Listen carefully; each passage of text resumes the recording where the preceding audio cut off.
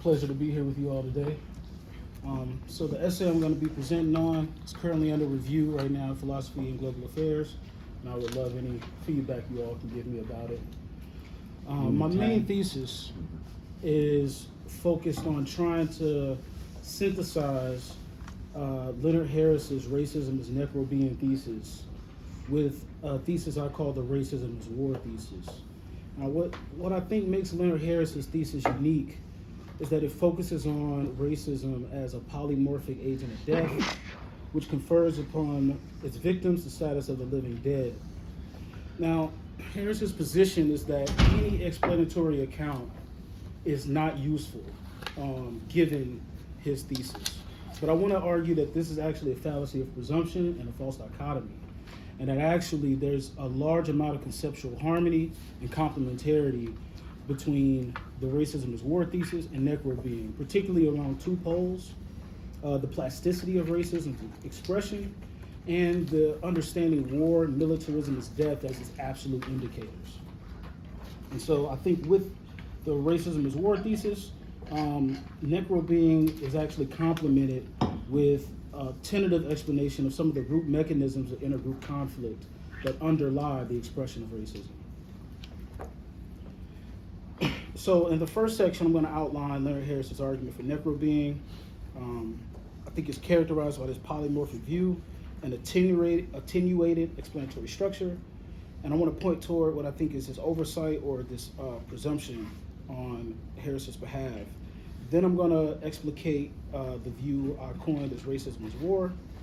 Now, this view is based on the insights of social dominance theory and a rubric in Black male studies called phallicism. And my takeaway or the upshot from those is that racism is understood as a low-level form of warfare against outgroup males. Now, like I said, there are major incongruities, but the main two factors of synthesis are among understanding the plasticity of racism and death, and the probability of death as its absolute indicators. And so when you look at how we explain racism in the American Academy, particularly in philosophy, there's a dearth of views. The philosopher who takes racism too seriously is not really seen as legitimate. Outside of the discipline, you have these metaphysical approaches like Afro-pessimism or more intersectional approaches. But I think Leonard Harris does something unique.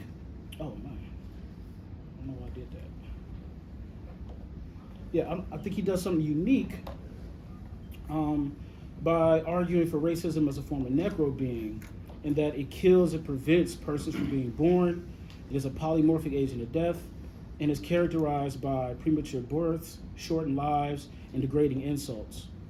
Now, the function of racism on Harris's view is a confluence of benefits, especially health benefits to the dominant group over generations, which creates a living death for the masses of its victims who exist in this realm of necro tragedy, where there really is no moralizing to what they experience.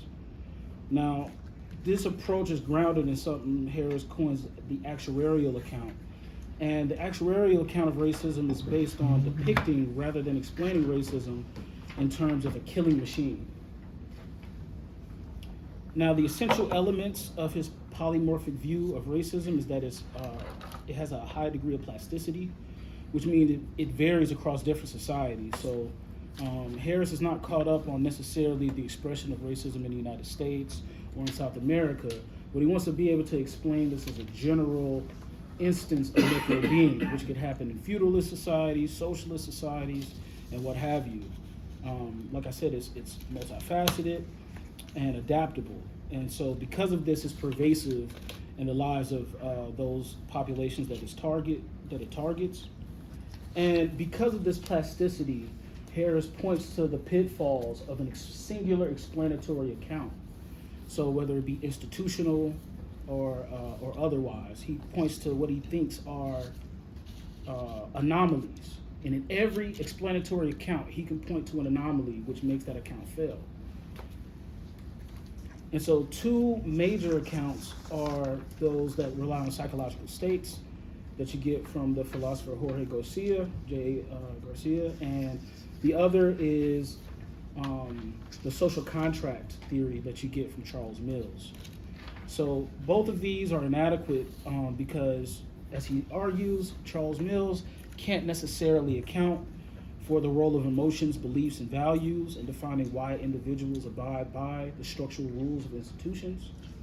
And Garcia fails because this type of explanation cannot acknowledge cases of racism that do not rely on individual malevolent mental states, but on colorblind rules akin to, institutional structural type of racism. So rather than trying to solve this dilemma between the two, Harris puts forth a new view he calls the actuarial account, which recognizes the limitations of both by trying to depict racism and setting aside any type of single causal explanatory approach. So the actuarial approach, again, the purpose is to depict rather than explain. This is very important, that we're not explaining, we're merely depicting racism in terms of necro being and as a killing machine. The method is going to use our correlations without, any account of upward or downward causation, just merely depicting probabilities as trends, not trying to predict what will happen. The focus is, again, based on premature death, ill health, comorbidities, and it foregrounds these as the primary indicator of racism. Now, I think this has a particular advantage because it allows for a more comprehensive or population level effect of racism's impact. I think this is something you can't get from some of the metaphysical views or even the intersectional accounts that kind of focus on narrative and individual experience. With actuarial approach, we can actually map out the long-range impacts on particular populations. But I think the view that Harris takes, that just because the explanatory accounts he surveyed have anomalies and fail to some degree, means that causal explanations are altogether moot and not efficacious. I think that's a fallacy of presumption. I think it's a false dichotomy. And so the explanatory account I want to introduce is the Racism is War thesis. Now, this thesis is grounded in the historical observation that the 17th, 18th, and 19th centuries, and particularly chattel slavery in the United States, was actually characterized as a continued state of war. It was a clash between mostly Africans of wars on the continent and settler colonial European populations who engaged in exterminatory war practices against native populations and then their African captive laborers. Military historian Douglas Porch, he actually argues that the European colonial powers throughout these 3 centuries and what we understand as the Enlightenment period and the introduction of the underdeveloped portions of the world into modernity are actually characterized by counterinsurgency. Now, in my dissertation thesis, I focused on this phenomenon, and I argued that explanatory theories of anti-Black racism place the category of militarized extermination at the fore of our understanding of these phenomena. They ought to, that is. So I endeavored to increase the conceptual acumen of scholars trying to deal with this, to apprehend how the deployment of dehumanizing caricatures, the concentration of negative social value, and various forms of state and extra-state violence imposed on racialized populations could be understood through a unified framework of counterinsurgency, which historically and continues to function as the organizing principle of Western defense, military, and policing state apparatus. Now, my conceptual grounding for this thesis is in the theory of social dominance theory. And so social dominance theory is a general theory of multi-group behavior and intergroup dynamics. And so what social dominance theory wants to explain is how societies maintain group-based dominance, particularly in societies with an economic surplus. And so to explain the persistence of all of these enduring markers of discrimination that you see in the modern world, they rely on a three-part system of group hierarchy. The first is an age system, which observes that adults have disproportionate positive social value and power over children. The second is a gender-based system, which shows that men have disproportionate social, political, military power and positive social value than females. And the third is an arbitrary set system, This system has the highest degree of plasticity. It can be made up on any type of division you can imagine, from eye color, height, or religion. What makes the arbitrary set system really important, because it includes things like race, ethnicity, or caste, is that it's the only one to actually feature wholly exterminatory forms of violence, right? So generally speaking, the adults of the society don't murder all the children. Generally speaking, the men of the society, they may oppress the women, but they don't kill all of the women. But when you see these types of divisions based on race, ethnicity, religion, what have you, you see a particular type of genocidal logic emerge. Now, all of these work in concert, so it's not one or the other. So one system is not necessarily reducible to the other, but this high degree of plasticity in the arbitrary set system is one of their primary findings. Now, the core claim of social dominance theory in its original formulation is what they call the subordinate male target hypothesis, which observes that men, not women, will serve both as the primary targets and agents of prejudice and discrimination in intergroup conflict. So generally speaking, there will be men of the dominant in-group imposing negative stereotypes and aggression against men of the defined out-group. Now, they draw on this from a wide variety of observational data and psychological tests and surveys, particularly military campaigns, lynchings, genocides. They actually do a survey of lynchings, like 88% of the lynchings over a 50-year period in the United States were perpetrated against black men, right? And this is the type of dynamic they're talking about. Not that women are not hurt by this type of violence, but they're not the primary targets most times. And the implications for this suggest that arbitrary set violence is actually properly understood as a form of low-level warfare directed against outgroup males that explains the extraordinary levels of violence associated with it. Now, the important part, I think, to remember about social dominance theory is that it's updated, right? It's not a just so thesis, so they continue to refine this. And the authors actually find, they take issue with their inability to explain the role of women in intergroup conflict. So they update their theory to what's called the theory of gender prejudice. And they keep in mind their main finding, but they qualify it. They qualify it on the basis that you don't necessarily need relations of subordination between in-groups and out-groups for this type of male targeting to occur of particular out-groups. So if there's an out-group, it can be constructed on all these types of bases, and you're still gonna see men be the primary agents of hostile forms of aggression and social predation. But there are gender forms of aggression on behalf of women as well, usually exhibiting fear and really working as a trigger for her group of males to attack the out-group males, usually as sexual threats. One thing that the theory of gender prejudice is really good at is capturing genocidal violence and the killing act, but they overlook sexual violence. It's very heteronormative in that way. So when they understand sexual violence, it's usually something men do to women. But when you look at the history of military campaigns, you see a wide variety of homosocial or homoeroticism, right? And the leading idea of black male studies draws on the main findings of the theory of gender prejudice, but it wants to account for this homoerotic bent, right? And the fact that outgroup males are not only the primary targets of death and killed, but they're also sexually assaulted in the context of these types of conflicts.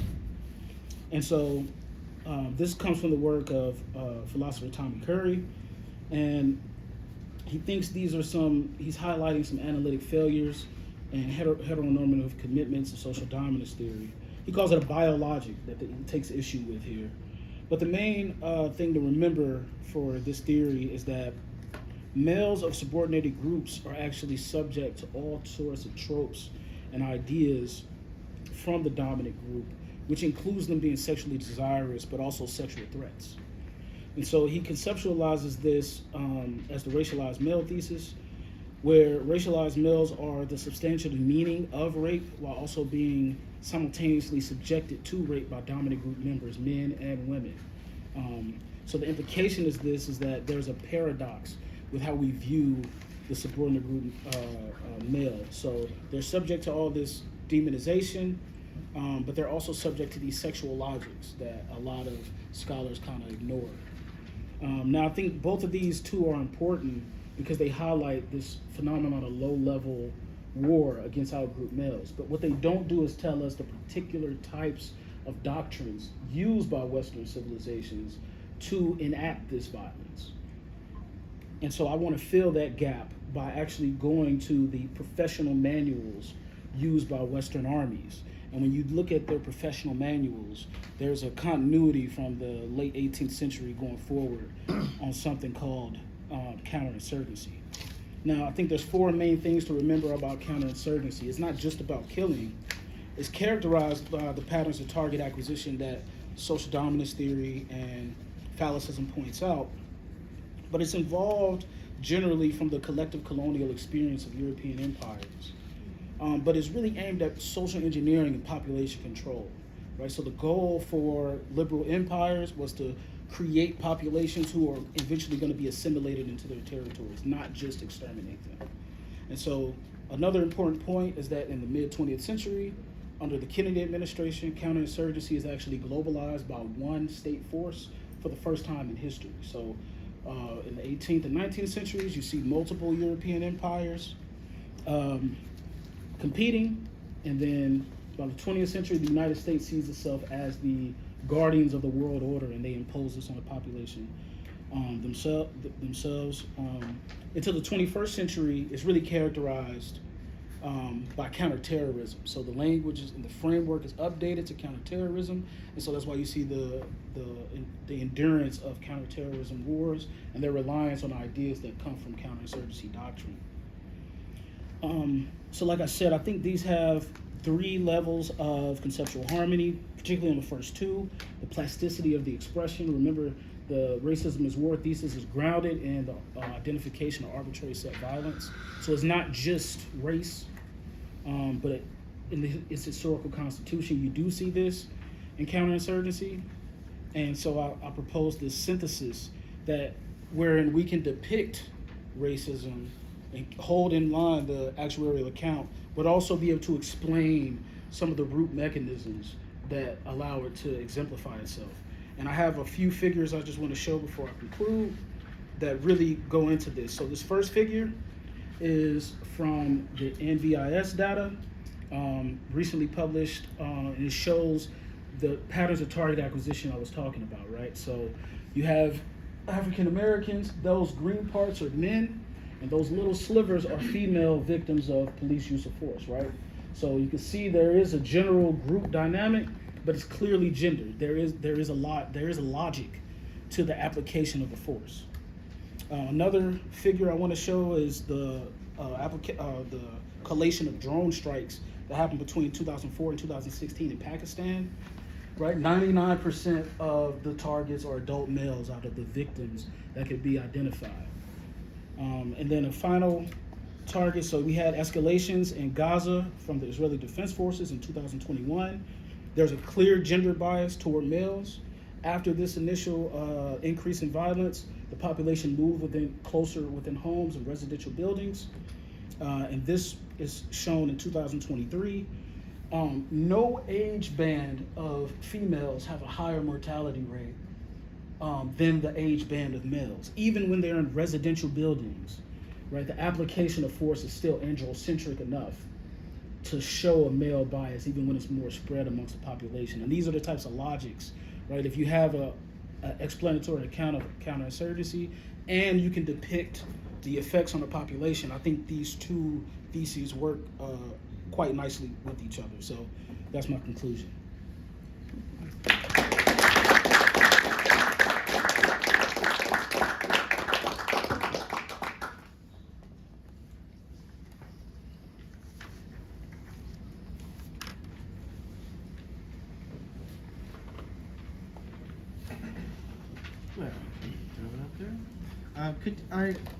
This is less of a question, more of a, can you say a bit more about what you think the explanation is giving to the depiction here? Right? So the race against war thesis.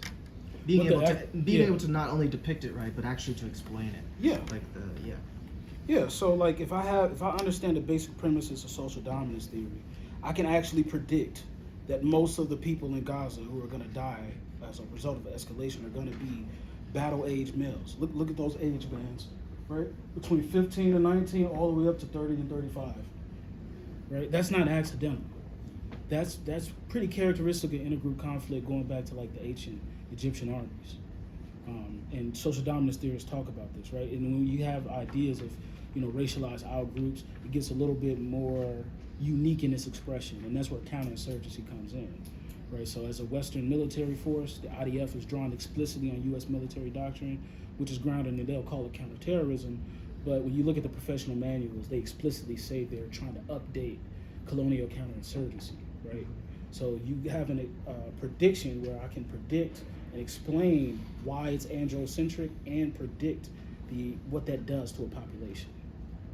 Does that make sense? Yeah, no, that makes sense. So are you still it seems like perhaps there could still be anomalies, right? Absolutely. Right, okay, so, I don't know. Yeah, I don't think the racism is war thesis, it's not like an either or. Like, I don't think it makes the actuarial method inefficacious anymore. I think it can be tentatively tied to it, right, to explain particular types of violence you see today. And it may not be useful anymore. It may be 300 years from now, and I think necro being has staying power that this type of explanation won't, because it's all, like all explanations, it's tentative upon certain types of premises. Where it's like, and that's why I like necro being, I think it's more general. So that particular and that general view together, I think, work and complement one another. Okay. Hi. Thanks so much. Very fascinating paper to me. And my question is about my question is about the military doctrine that you investigated, and I'm thinking of military doctrine that I read like decades ago, that U.S. doctrine that allowed that explicitly allowed escalation. And so there's like a rule of escalation that says, okay, if somebody uses this type of weapon, then you're allowed to escalate, one level up, something like that. And so what I'm wondering is, in what you discovered, is there a rule of escalation that is explicitly allowed to the opponents of counterinsurgency? So are the people that are being attacked explicitly doctrinally permitted escalation in return? Absolutely, yeah. So, well, not from Western powers, right? Oh, that's what, Yeah, okay, not from Western powers, right? So what you see in Western military history is this division between civilized warfare and savage warfare. Yeah. And savage warfare is the preceding concept of counterinsurgency. So counterinsurgency was a fancy name Kennedy gave to it. Before that, it was just called savage warfare. Right? And there's rules in savage warfare that can be applied that you don't do to other European armies. So this is where you see the emergence of hollow tip bullets for the first time in battle, aerial bombardment, chemical weapons. I mean, the British army in Madagascar, out of fear they would run across the French, would carry regular rounds and hollow tip rounds just in case, right? Because there's a respect among civilized fighting forces that non-human or racially dehumanized groups, they don't have that type of standing. So they're explicitly denied escalation, and this escalation is reserved for the Western power. Absolutely, like, they debated this at The Hague against the Boers, right? Like, the Boers are still a white population. Yeah. You can't use hollow tip bullets against them. Thank you. Thank you for your talk. I thought it was really interesting. I think your phrasing was specifically that you were talking about this in the context of from the 18th century forward, and specifically for Western nations. Is that because that is like the limitation of the theory, that it doesn't work if you go back further, or if you apply it to like conflicts in Asia, for example? Exactly. And if that is the case, is that something that the theory, because you say the theory is continually being updated, so are they trying to find ways to account for that so that like it isn't limited to just Western nations from the 18th century forward, or is that kind of outside the scope of what they're trying to do with the theory? Right. So that limitation, that's my limitation. Okay. based on the historical constitution of counterinsurgency. And the reason for that is that, I mean, if you remember, like, the goal is social engineering and control of a population to consent to assimilation. Right. The idea that a legitimate government has the consent of the ruled is an Enlightenment idea. Right. Right? So this is a product of the Western experience in a unique way.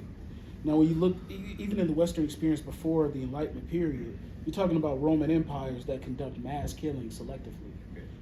They'll just line up every 10th and kill every 10th man to show brute force. There is no move to convince them to assimilate. They will do so by force. Right? So that's why the limitation is important, just based on this historical constitution. But as far as social dominance theory, which is where I'm drawing off of, I think they do see this as a general phenomenon, right? So if you have a society with a surplus, they are going to predict that when there's intergroup conflict in that society, the primary agents will be males and the primary targets will be males, all things being equal. Does that make sense? Yeah. Cool. Sure.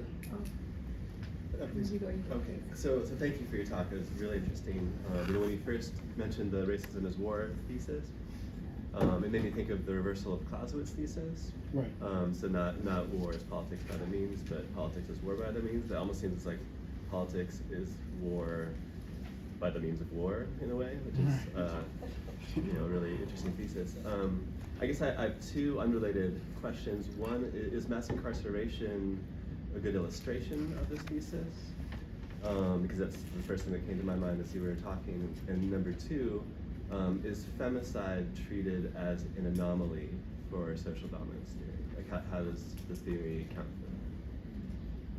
for that? Yeah, so for the first one, I have a figure explaining that too. I think, I think it's worth pulling it up just because, like, I absolutely believe mass incarceration is a great demonstration of this. And if you look at the gender breakdowns of what you can find on mass incarceration, I mean, it just speaks for itself. There it is. Right, so this is 2022, right? I mean, it's just clearly male focused, just like the other types of violence, right? And when it comes to femicide, I think they would view it as an anomaly, right? So their reasoning for this is like, look, based on filial relations and reproductive capacity, if a society would engage in systematic femicide in the way that the Crusades was characterized by genocide of Muslims or something like that, the entire society would collapse. Right? So they don't deny that women face violence from men. They have disproportionate negative social value compared to men, but it's conditioned by positive filial relations in a way that arbitrary subgroups don't share, right? And that type of dehumanization can materialize, in complete slaughters of Muslim people or black people or, pick the group, blue-eyed people, right? Where we'll even, the in-group will even kill children, right, of that group, where, if you were engaged in like complete killing of all the children in the society itself would be eternally doomed. But if it's an outgroup, let's say if it's if it's targeting women of an outgroup, right? Does that logic still hold?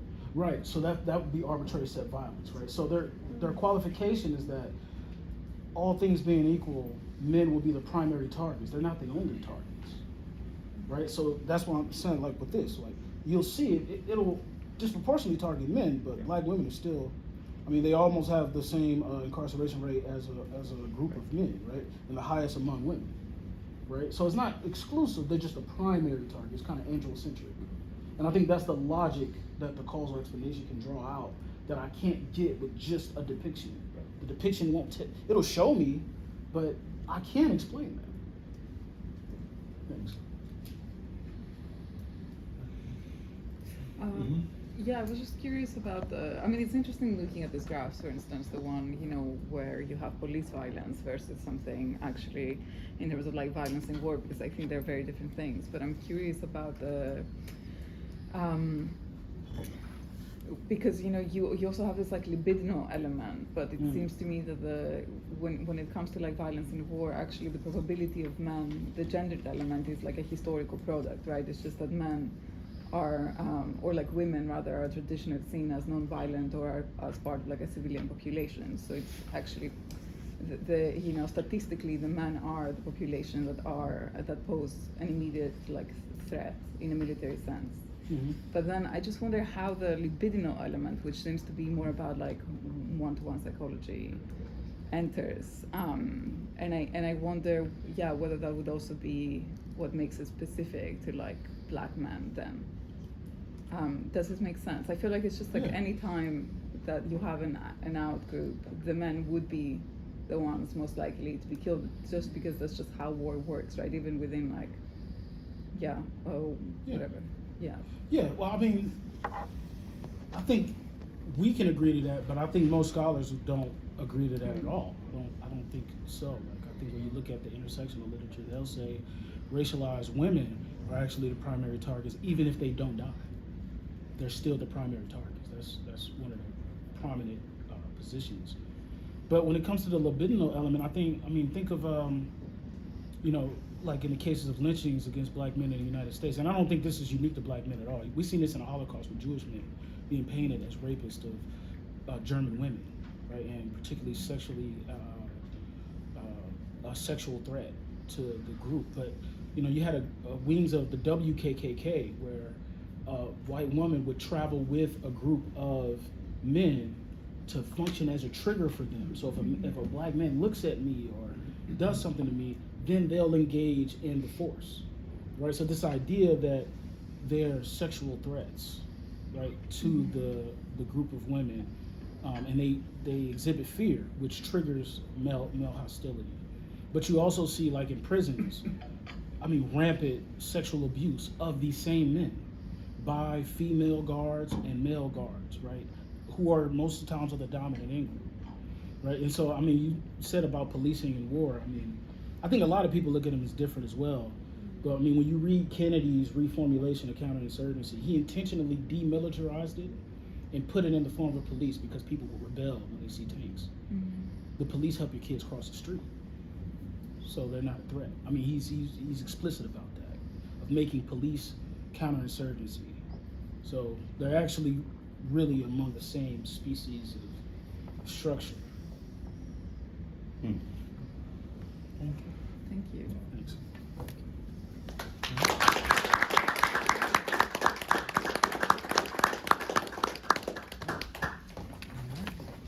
Very good.